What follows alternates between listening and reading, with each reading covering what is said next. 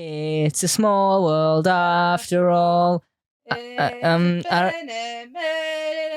recording. Okay. And you haven't got your laptop open. Because of the clamshell design, I was going to go, open your clam, and then realised you can't really say that. That's disgusting. If we were an actual company, I would have to have a HR meeting for saying that. I know. Do you know what I'd do? I'd sit in the back of the room and I'd cry. Why is your Switch controller so sticky? It's not. Why is it? Oh, what is? Oh, it's covered in gunk. You're not even touching it anymore. Shut up. It's like, you know, like when you can, if you pull up slowly, you see your skin such pull. A knobhead. Stop trying to make me look bad. What if you dipped it in chocolate and then rinsed it off like only half? What did you do? That's for me. Oh. For me, I know. Small Worlds was written by Peter J. Hammond, I think. I can't read my own handwriting for this one. Peter Hammond, yeah. And directed by Alice Troughton, who... is that relation? I don't know, off the top of my head. Maybe it's fine either way, right? Do we have any extra cast members properly? Oh, yeah, we will. So William Travis is Roy. Roger Barclay is Goodson. Lara Philippart is Jasmine. And Adrian O'Sullivan is Lynn. Eve Pierce is Estelle. And the rest is our regular cast in this. So, what do you think of this one? Small Worlds? You know what? I like it more. Than you thought? Than I thought, but it's still... You were telling me that you weren't looking forward to this and that you didn't like it and it was poo and rubbish and all this stuff. Yeah, it's not as bad as I remember it to be. But this is still not one of my favourite Torchwoods. But like, it's good. Uh-huh. It is good. Yeah. I was really expecting something like horrible. Yeah. And not in like horrible as in like it's gonna make me feel bad. Horrible as in like just shit and boring. Well, like on paper it sounds silly. On paper, oh yeah. It's the adults version of Spiderwick Chronicles, right? Yeah. Like, oh my god, Spiderwick Chronicles. Yeah. Seth Rogen was in that movie. That's insane to me. I really loved that movie. Right, me too. I remember when there's the sister, she wakes up and like all of her hair is like... tied to the bed. Tied to the bed. Yeah. That freaked me out so much. God, that's horrible, right? My first note just says, yeah, we've got to be ready because of the 21st century. You got to be ready, dude. You got to be ready. Still, not a clue what we're ready for. Just sick of that monologue. Isn't it? Do you know what's so weird to me? What? How, like... You did a little wee, and I went and got a drink. Oh my god, it's just about me eating a whisper. It's about you. Yeah, it's about you eating a whisper. You could have been like, oh, let's just wait. I'm just going to eat a whisper. What is your obsession with eating on mic? It just happened. I'm just in my Torchwood. What's with the shissy behaviour? It's just the Torchwood vibe, isn't it? Like, they don't eat this episode, I don't think. I don't remember them eating. No, they fucking cry though, right? It was barbecue in the episode though, so... Yeah. I knew that like, you know, you see the fairies with Estelle at the beginning and I was like, don't take no pictures. You're gonna fucking piss them off. Right. And piss them off she does. They get real mad. They like big way. They transform like as she's walking away, like, you fucking better run. Yeah. We'll get you. Into horrible, horrible goblins. Well, yeah, they're not a fun design. No. Ianto's here. It's very romantic. He's just here already. He's just like, hi. Jack sleeps in a fucking hole. Yeah. I'm like, oh, okay. Strange. It's cool to see like a flashback from Jack though. Like to see some like BTS some more of his stuff. Yeah. Behind the scenes, not K-pop band, by the way. Because like you get a couple of bits of it scattered throughout. And I think this is the first one that we get, I think. Oh, yeah, so far. You get a bunch of creepy fairy tale music. It reminds me of like Silence in Forests. Do you know what it was? Sorry, not the music. Never mind. Skip. Oh, you still got a thing to say. What is that? What? Huh? I was going to hit you with another really good BBC iPlayer subtitle. And I thought it was about music, but it's not. When the fairies speak, like when they are fairies, the subtitle came up as eerie liquid voice. Oh, I don't like that. No, the music reminds me of Silence in the Library for us. So they had like the Cal music when we cut to her, and it's this like dreamlike. It's that weird ethereal but sinister in a way. Like something's wrong. Like what you call it? Like nursery rhyme type. Yeah, the Freddy Krueger one. What is your obsession? Oh, sounds good. Just in your own head, in your own ears, because of the Headphones, yeah. Yeah, I think the music is really good. I don't like the car guy. My note for this. I'm like, is he nonce, right? Yeah, my note says, Total honestly, nonce. good for them. Blow that nonce out. Oh, yeah. Yeah. I put, don't do this car guy, and then like next to it, I put, get bonked. It's like... Because he gets hit, I guess. I've never seen any primary school let children out this like this though. I've never seen them let them out like this, and I've never seen them be like, just let them walk away unaccompanied. Yeah, like by the side of the road. Yeah. Just let them go. That's insane to me. Like, I remember when I was in school, it was like you stand at the door with your teacher until the teacher sees your parent, and then they have to come and get you. Yeah, we had that. I think like years like 5 and 6 towards the end of primary school, they were like, okay, if you are like with your friends, yes, you can walk home alone. We did the whole time. My parents were not. By year 6, my mum was like, I'm not fucking walking you to school. I was 11 and she's like, the school's half an hour away, you can do that. And I'm like, that, thinking back, that sounds dangerous. Okay, I've never thought about this until just now. Oh, that's probably given me a thing, like an issue that a therapist would find someday. I was allowed to walk home from school on my own once, and my mum was like, you've got a phone, you're with your friend, I'm trusting you, go this way, and then I'll meet you, so you only have to walk a little bit on your own, because my friend lived like and you didn't, somewhere totally else. didn't. No, and I went all the way through town and then the long way around and came back, and my mum found out. And she was really mad at me, and I was in loads of trouble. And because I was a kid, I was like, I just don't get it. And now I'm like, no, that was dangerous that I did that. And then she was like, you're not watching Doctor Who this week? And it was the Dalek one. I was wounded. Oh. Yeah. No, I was 11 then. I was much older. Oh, see, 11, I was like just wandering about my own. Like no one didn't give a shit. But then again, male. Man. Men, isn't it? Torchwood in the daytime is weird to me. I'm like, oh, you guys are out here. I know that they did a little bit during the day, during Ghost Machine. But most of the Torchwood stuff has been like at night. Yeah, no, we can investigate during the daylight hours as well. It's weird because like this episode moves quite quickly. Yeah. Immediately we are with Gwen and Jack, and we're going to see Estelle. And I love Estelle, by the way. I love her so much. Talk. Yeah, and Gwen's like, no fairies. I'm like, you saw a cyber woman. Yeah, there's a pterodactyl living in your workplace. I think it's that bit in Endgame where like the Hulk is there and he's like just come back or whatever, and someone says something about like Spider-Man or something, and he's like, oh, like Ant-Man, and he's like, oh, so we got like Ant-Man and Spider-Man now, and it's like you can't like take one. I think it might be Rhodes who says something like that about the insect people. Yeah, and it's like, if you accept this, you have to accept this. All right, like fucking shut up about it. Yeah, I think that's. I could be wrong on the Rhodes thing, but it makes sense that like a non-powered guy would be like, what the fuck? I said something about Secret Invasion at work the other day to a friend, and he was like, do you want me to spoil it for you? And I was like, yeah, because I'm not going to watch it. And then he told me like the twist, and I was like, yeah, because that was a twist. I didn't see that one coming from miles away. Yeah, Estelle, adorable. Jo Grant vibes. Yeah, love her. I love her. She's great. Doesn't Jo Grant in an episode of Torchwood apparently? Not that I can remember. Maybe she did audio. Probably, because I don't. The only like strict Doctor Who character crossover I remember is Martha. Yeah. So just take a drink. What I think is insane about the fairies, by the way, and I think it is it's something that I love magic system-y in a lot of books that I've seen, and I just love it as a concept in general. Killing people by having like spontaneous plant growth shred them. Oh yeah, because that's one of the things in Tress that I fucking love. Written it down here, and I'm like, this is a horrible, horrible way to go. Oh yeah, this is not nice at all. So like in Tress of the Emerald Sea, the whole thing is like you have these spores that do, whenever they get wet, like you trigger almost like the experiments in Lilo and Stitch. Like you get a spore, it gets any sort of water or moisture, then it has a thing, and there's different colour spores of different things, but the green ones like immediate rapid plant growth. But the seas are made of it, so they're constantly being kicked into the air. If you breathe one in, if you breathe one in, dead immediately.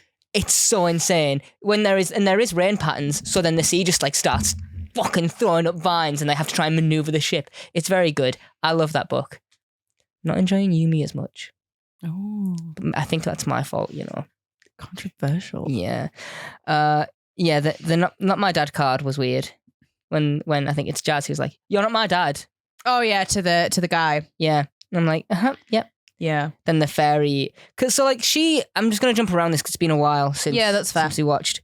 This episode fits the Doctor Who vibe of like, why can't anything just be nice? You know, the Jackie with the ghosts and the Doctor's like, I'm sorry, but it's not him. And like, you can't have a nice thing. Yeah. This very much fits that vibe, and I love it because I have a note. It just says, Katie, why do you hate this? Like, but I think, and like, obviously correct me if I'm wrong, that you don't like this, and we talked about this a little bit after watching it, is that this is like too macabre. Like, it's so sad.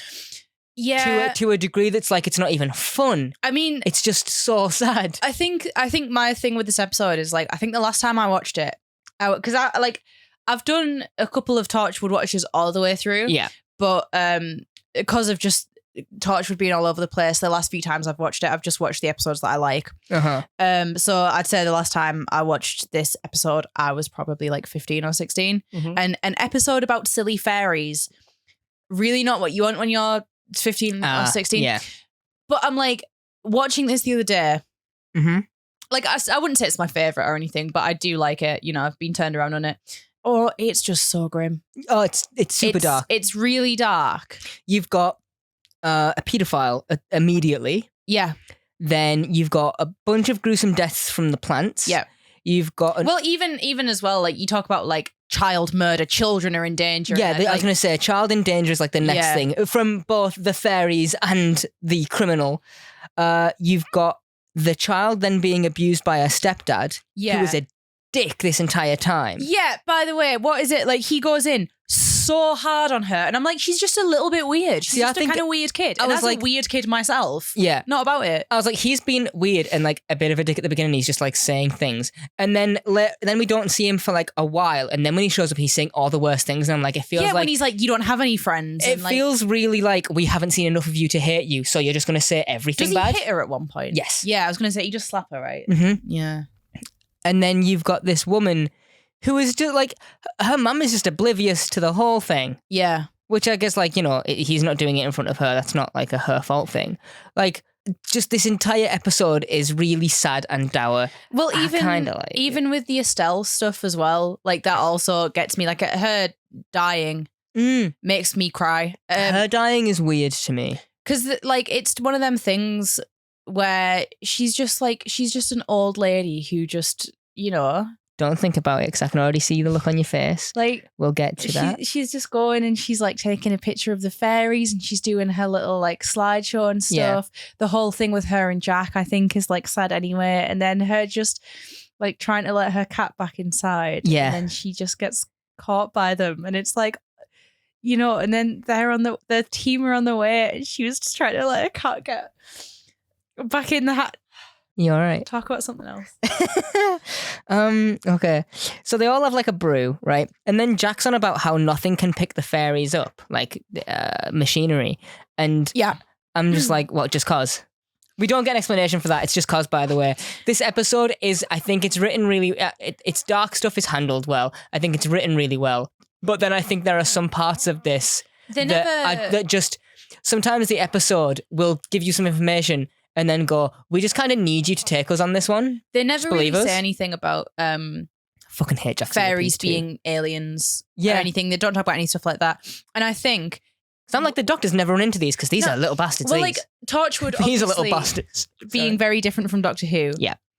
I think that you could lean into, you know, like Irish, like fair and like fairy circles, the like law behind Appalachian Mountains type of like Skinwalker sort of deal. Going on that, because that's one of those things. Skinwalker? Yeah. Appalachian. Sorry about the Appalachian Mountains. No. Oh, dude. It's one of those things that I'm like, you know, where your beliefs fall on like supernatural stuff, that's like, obviously like depends how much you buy into any of this. But regardless, if you don't believe in it, then it's a really good scary story. And if you do, then it's like a legitimately terrifying thing. But like, if they literally had just come to the conclusion of these fairies are just a supernatural force, that's why we can't pick them up. They are the natural world and stuff. It's crazy. It's like a whole thing, because there was something where you can see the continents like, and how they've shifted over time. Oh, Pangea. And someone My original girlfriend, Pangea. someone did something I saw on TikTok. This last had was from the Appalachian Mountains, and she had got shifted the time all the way back and then shifted it all the way forward, like on the sliding scale. And the Appalachian Mountains have always been there. Okay, since the beginning of since the dawn of time. Yeah, pretty much. So it's one of them things where it's like, oh, spirits and whatever it picks up, and it's a whole thing. Sorry, I just saw a note of mine. It's fine. Oh yeah, so I hate Jack's earpiece. I think it's fucking stupid. Oh, like the kind of big long, Like it's just like a long thin. It's like they tried to make something look cool and alien, but it doesn't. It just kind of looks lame. Like just give him a Bluetooth. It's what the announcers wear at Disney on Ice. Such a good show. I'm sorry, but Disney on Ice is great. Yeah. I'm not even like the biggest Disney guy, but I just love ice skating. I used to go every year to Disney on Ice, and I just haven't been in years. No, I would still go. I went there with my friends once. Like my mum and her friend used to organise it, and as kids, every October we would go to Newcastle on a coach. Absolutely wrecked and go see Disney on Ice. Can you imagine? Do you want I would to? do it. Hell yeah! Should we do it? Yeah, the tickets We'd be can't in be Newcastle. that much. We could just bunk go, up my pals. Yeah. Should we do that? Hell yeah! The weekend. Let's do it, dude. See, I'm so down for it. I'm gonna get wasted and go see Disney on Ice. I'll do it. And buy one of those silly ones as well. We'll vlog the whole thing and put it now. Because, oh my God, they can do Doctor Who at Disney on Ice now. Imagine. That's the thing. Have they ever lead into that? Have they ever done a Star Wars thing or a Marvel thing? I think they probably, the kids would love it. I think so. Because you can. Imagine that. Imagine we're just trying to... I like it when they bring out the insane prop cars to do Disney on Ice, and I'm like, there's 4 people in there popping it about. Anyway, yeah, so Peter Man dies in the cell. Yeah. Good, yeah. Fuck that guy. Die, bitch, This episode is everything Fear Her wanted to be, right? Right. I have a note that just says this is the better version of Fear Her. Well, this girl has, she's not got powers explicitly, but the fairies are protecting her. Yeah. So she does have powers, and she is an actual threat. I think this is one of the... Because the kids go missing, but they don't die. If the kids were dying in Fear Her, terrifying. But they're not. I think that this is one of the times, because, there's a, if you want to take Torchwood as being, Doctor Who's edgy older brother or whatever, this is one of those times where it is very necessary. Yeah. It is very necessary for Torchwood to be for a mature audience and to deal with mature themes, because an episode like this, or like Fear Her, in a show that is for children, does not work if you are not a child. No. Whereas an episode like this in a show that is allowed to go there is really effective, because I think one thing that unites a lot of people is being children. Protect children. The kid, yeah, right? So I think that because the thing about catering to children like Doctor Who does is you can temporarily scare a kid, but you can't traumatize a kid. Yeah, but you can't really, unless you are Stephen Moffat, right, in The Empty Child and The Doctor Dances. We're not really trying to traumatize kids, or Blink. We're not trying to really fuck with children at all in any way. We're not trying to give them actual horrible nightmares. You want to give them one night where they can't sleep, but then a cool story to go tell their friends on the playground. The peg dolls too, I guess, because as much as whatever you think about the writing of that episode, those things are terrifying. Oh yeah, design freaky. But when you've got a mature audience who can who do a lot more thinking for themselves and have existential crises every other day, every other hour, 7. I think there is an absolute power in making someone uncomfortable instead of scared. Yeah. You put a child and then you've got someone who is an obvious pedophile in a car. I'm going to be get away from her now. And that uncomfortability of I'm going to have to talk about this as well. It's the same way that horrible Ghost Machine makes you feel, I think. Yeah. Where you want to look away. You're I don't want to see this. Yeah. And it's not scary. I imagine for me as a guy, I guess, less scary than it would be for women that are watching, depending on what they've been through and stuff. But still, I'm I don't like talking about or discussing this. There's that time that one lecturer made me say a horrible word. Yeah. Do you remember that? I hated that. I've never forgiven her, I'll be honest. She did a whole presentation in front of us and I was a year later and I was like, fuck you. Yeah, I hated that. Gonna call her up by name? I'm not gonna call her up by name. God. Imagine. Yeah, right. She'll never listen. It's fine. When Peter Goodson, bad man. When is that his name? Yeah, Goodson. Oh, okay. When he dies, Gwen is immediately like, I'm just going to put my fingers all over the body. I'm like, you were police. Yeah, you of all people should not do this. The one thing you don't do is be like, fubbity, on like every part of his body. And to be like, yeah, he's covered in my fingerprints. Whoops. Yeah. Well, especially when Tosha Owen goes in with like some tweezers, which, I hated that. Yeah, the pulling out of the petals. Rotten. Hate it. You know, especially when the guy died from like suffocation or whatever. You don't want to put fingerprints on that. No, oh, yeah, you definitely don't. Because the one thing she's like, there's no bruising on the neck. Pop some on there just to make sure. So Estelle's a crystal girly, right? Oh, yeah. She's proper loving it. I just love her. I really do. Yeah. I don't know what it is specifically that she's doing, but I think she's using crystals to let the energy flow. She's like, whoa. Probably some sort of like healing cleansing type thing. Yeah, because this is her death scene. Because I've got a note that says, I suffocate in my sleep, apnea plus asthma. I don't know if I've got sleep apnea. People have told me that I probably have sleep apnea. Like people who have been in the room whilst I've been asleep. I've never noticed. Have been like, sometimes you just stop. There you go. And I'm like, oh, cool. Well, then I'm probably fine. I was going to say every time I've been drunk, so that's true. Probably does not. I don't think we were that drunk at the Eurovision party because we only had like 4 each. Yeah, that's true. So like, I woke up fine. I was like, oh, okay. Yeah, disappointingly. Yeah. Yeah, so there's a thing I don't understand about Estelle's death. Yeah. And that is the speed of it. Because that man was targeted in the street and he had like 12 hours.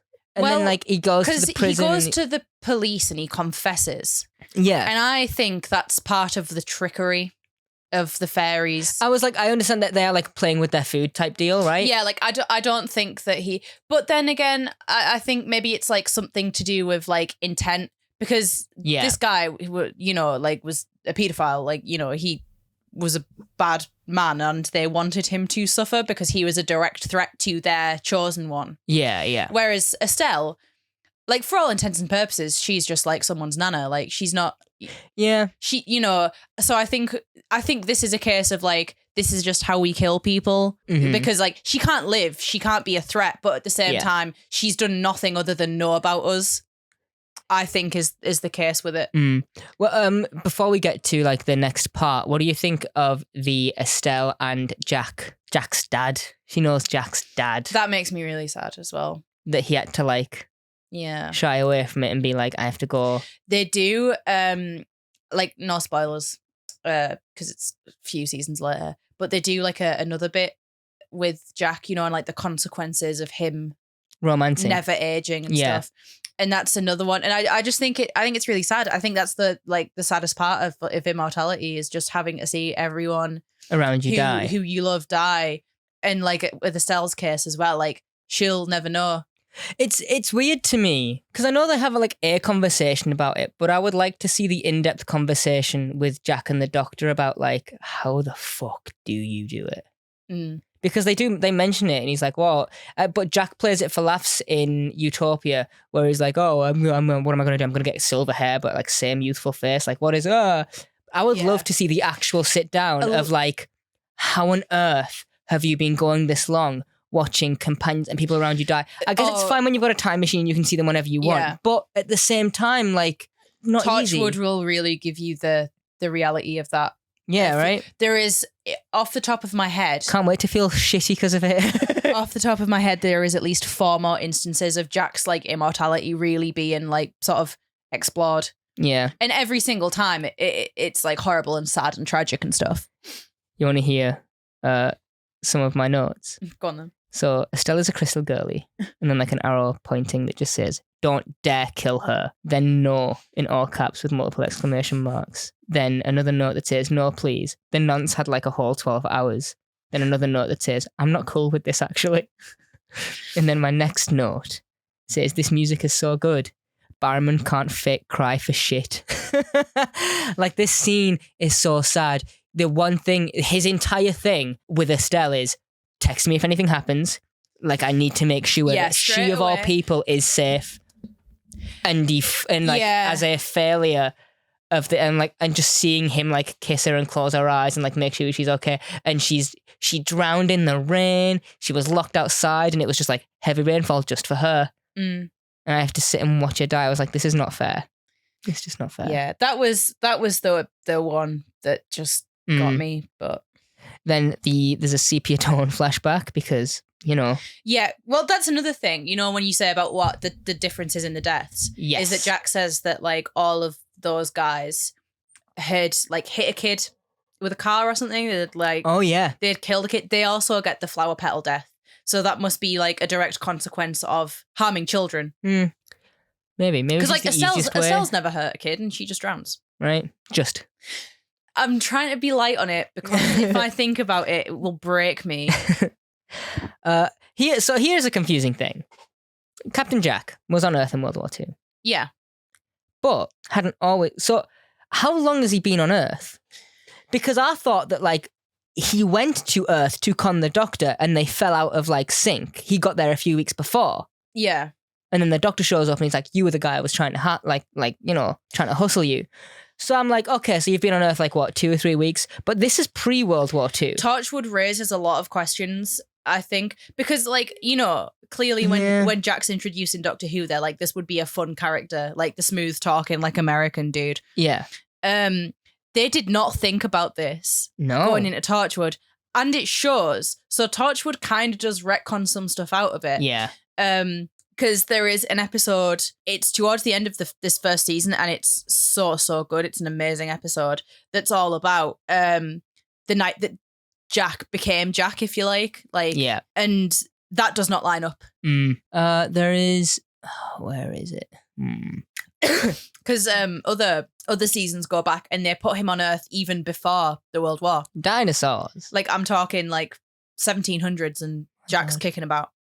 There is a bit, I think it's before her death actually, where Jack is like, first we have to find out who they want, and we can't trap them. They have control over the elements, fire, water, the air that we breathe. They can drag that air right out of our bodies. Sometimes I think they're part Mara, Fifth Doctor apparently. And, you know, he talks about the chosen ones and stuff. I'm like, cool talking, but you won't sneak an exposition dumper past me because you keep saying how mysterious these things are and you seem to know everything about them and I have to just believe this. And it was doing my head in so much because I was like, oh yeah, mysterious thing. And then Jack's like, yeah, we don't know. And then in the next scene, he's like, well, here's what we do know. And then he's like, but that is all we know. And then a scene happens. And then the next time we see him, he's like, yeah, well, now we know. And I'm like, you didn't, when, how, what, no. Fucking annoyed me. Yeah. But I'm fine with it because I think it's a good, and then they fuck with Gooper. Then we get to this, yeah. They do, fuck don't with they? Gooper. And that's when you know you've gone too far. You've gooped your last Gooper. That's what you've done, right? So, they're shrouded in mystery. No, they're not. Yeah. So, they fuck with Gooper, and I love Gwen's like, Jack, this is coming to my house now. I'm not having this. Like the foot down. I'm like, yeah, you telling me? Yeah. I mean, Gooper. God, I love Gwen. What a good scene that is. Because she takes a bit of a backseat. In this episode, yeah, this is very much a Jack one. Because I would say that like up until this point, Gwen has been reliably the main character focus. But at this point, it's like, yeah, she's on the team. Yeah, I do think that this is a Jack one. Yeah. The girl's stepdad says the girl's stepdad says every by the book mean thing because we've had no time to see him be an arse. So this is Roy, right? Roy. Is it? I'm trying to find out where I think it is. Yes, I think it's like just before Gwen gets in here and Roy is like, you don't have friends. Yeah, then, like, okay, dude. And then in another bit, where was I just at? I just had it. Don't worry, I'm going to put a stop to things. So what are you going to do when they start building at the bottom of the garden? It'll happen one day. Don't you ever want to have a conversation with me? No wonder your dad left when you were a baby. You must have seen what was coming. Then they get in the car and he's like, who are you waving at? She's like, just some friends. He's like, you don't have friends. And I'm like, whoa, dude. Yeah, just really piles a load of dickhead on there just cause, I guess. I'm like, this woman, I've forgotten his wife's name. Is his wife Kate? Yeah, probably. Or Lynn. I don't. Yeah. One of the two. Like, How has she put up with you for 5 years? 5 years of you, and not once you've slipped up and said just a horrible, like, fuck off. Sorry, I've got nothing else to say other than, like, fuck off, without just saying it 18 times, I guess. Yeah, because then the kid goes to school and then the fairies start acting up. Because the other kids on the playground are literally, like, booting her on the floor. Yeah, and there's, like, a nursery rhyme being sung as well. It's like a savage beatdown for, like, primary school girls of all people. You know when they beat the PC up in Office Space? They go outside in slow motion and like baseball bats and shit. That's the sort of vibe that we have. I've never noticed that Torchwood is like etched into the metal of the car. Yeah. That's really weird to me. I'm like, wow. That was a custom job, right? Like budget. All right. One of the things about Torchwood, like in That's like when I spend rewind money on like custom Lego figures and I'm like, budget, yeah. Cool. I wouldn't actually do that because we don't make anything. As a like in-universe like thing about Torchwood that I think is like really funny is just kind of how like everyone's just sort of aware of them.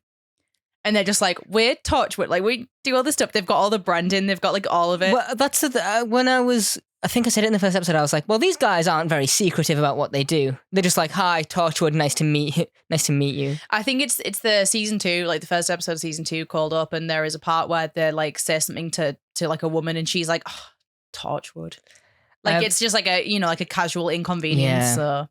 do people have... So they'll just get to, like, sort of towards the end of the party. Yeah. Do people have parties for 5-year anniversaries? I really have never. I feel like it was the best excuse that they could have to bring these people together. Which, like, you don't need one. Just you don't need to have the party. It could have just been like it's Jasmine's birthday, and they need her at a certain age. So once her birthday rolls around, she's gonna get got. Although when the fairies do attack, one of them just absolutely wrecks the barbecue. just flips it, just cause. You haven't seen Parasite, have you? Not yet, no. Not yet. It's fucking 4 years old. But okay. It is phenomenal. But I've heard it's insane. Truly it is. Like, if you ever want to sit down and watch Parasite, let me know. I will put it on. It's one of the few films that I've gone, I'm buying this in 4K because I just need to see, like, every bit of detail. And it's so polished and it looks clean and it's fucking brilliant. But there is, like, a scene a bit like this in that movie that, like, just garden party-ish that I was like, oh, Parasite garden party. And it's lost on you. Technically, this is a Parasite garden party. This is. Still. That's true. Another subtitle at one point when the fairies are being gremlin-y and it just says, it laughs hideously. Sorry, I don't know what I'm doing. Shut up, Tyrese. Roy, like, also starts to treat Jasmine like a bit of a slave. He's like, he grabs her arm and she kicks his knee. Oh, Jazz. Then she bites his hand and he slaps her. You little bitch. Thunder rumbles. Roy returns to the party, hiding the bite mark and putting his hand in his pocket.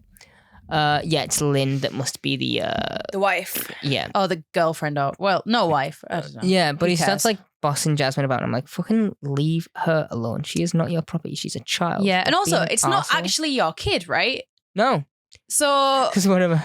You're like, you're not even her dad. Fuck off. And my note says, go on, Jazz, get him. Yeah. Right. Seeing this man get flower petaled. Oh. Get fairied, you fuckhead. That's my note. Great. Get fairied, you fuckhead. Yeah, man. And you know what? He does, and it's beautiful. 10 out of 10. What? Do you know what I don't understand? These fairies, magical fairies, like that, you know, those things. Caught me a little bit by surprise. Did I? Sorry. Like, those things that are all over. Crocker would love this. He'd be like, they're everywhere. Oh, he'd lose his mind. He'd be Estelle. Right? Oh, yeah. 100%. With the slideshow and everything. Yeah. The thing that weirds me out about this garden party bit is I'm like, okay, you've messed with weather patterns. You've filled people all fully uppy with rose petals. Why are you doing melee attacks at this party? Magic the shit out of these people. Kill them instantly. Well, they say that they control the elements, right? So you are surrounded by weeds and grass and trees. Get fire. Them. There's a barbecue. Like, that's true. God, Avatar The Last Airbender this shit. I mean, I guess the CGI budget is just gone at this point, right? True. But like, even still. In every episode, does Jack always have to almost die? Is that a thing that we have to do now? Is that like a bit that we just keep coming back to? I mean, it's kind of his thing, right? I don't know. But the stepdad's death, I will say, is fucking brutal. It reaches like its hand in and like, oh yeah. But Jazz right loves it. Jazz is just watching like, die, bitch. I'm like, yeah, you know what, Jazz? Yeah. Fair enough. Good for her. Yeah. Go boss that bitch. You know what I'm saying? Absolutely. Yeah, good right? for her. The mother's acting is great. Yeah. Some bad delivery on John Barrowman's behalf. But But for someone who barely has a word in this episode, Adrienne O'Sullivan, holy shit, So your good. performance is amazing. Well, I'm like, if you think about it, like if you are this woman, you've just lost your child and husband. Same day. And you've seen all this like horrible, freaky, weird fairy shit. Like, this is the craziest day of your fucking No life. one is going to believe you when they ask why you're a widow and why your child is gone. Yeah. You can't be like, they got snatched you by can't fairies. say that your daughter literally ran away with the fairies. Yeah. Like, you can't. No, there is something that I do like, and it's just because, I think it's just because story convention makes you go like, and then the day is saved, that Jack goes, if you take her, you'll leave everyone else. Yeah. And the fairies agree. And Gwen is like, what? Like, Jack, come on, we can't be doing it. And Jack's like, we have to lose. Yeah, I think that I love that so much. I think that, like, obviously, Doctor Who, again, it's like another one of those, you can only do it with a show like Torchwood. Yeah, you can do where it with Doctor Who. The Doctor's got to save everyone. There's always a way. He'll always figure something out. Doctor Who is like the Lego game. Like when I was telling you before how like even in Lego Jurassic World, if someone gets eaten, the dinosaur spits them out later on. Like that kind of thing. Doctor Who is that. Like when you throw someone off a building in like the Spider-Man game and you see them webbed to the side. Yeah. But the Doctor's always the smartest man in every room that he's in, right? Yeah. Like, that's the vibe. So this is just a bunch of people. Like, this is just a bunch of people who just had jobs before this and had lives before this, and now they have to deal with all of this alien shit. And if you give them the choice of do a crazy thing to save the whole world or sacrifice one kid who wants to go anywhere, like, it's a shit choice to make, but they make it anyway because that's the best thing to do in that situation, and it's horrible, but... Yeah.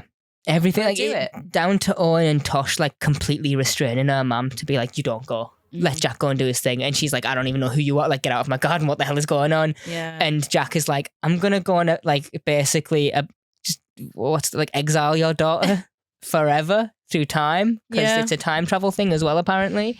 Like, that woman lost her husband, in brackets, dickhead, and daughter on her anniversary as well. Like, not only on the same day, on her anniversary. Ruined a lovely barbecue and all. But I think it's good that Torchwood isn't afraid to be like, oh, and by the way, sometimes they lose. Yeah. And I hope this isn't the only time that there is a loss in Torchwood.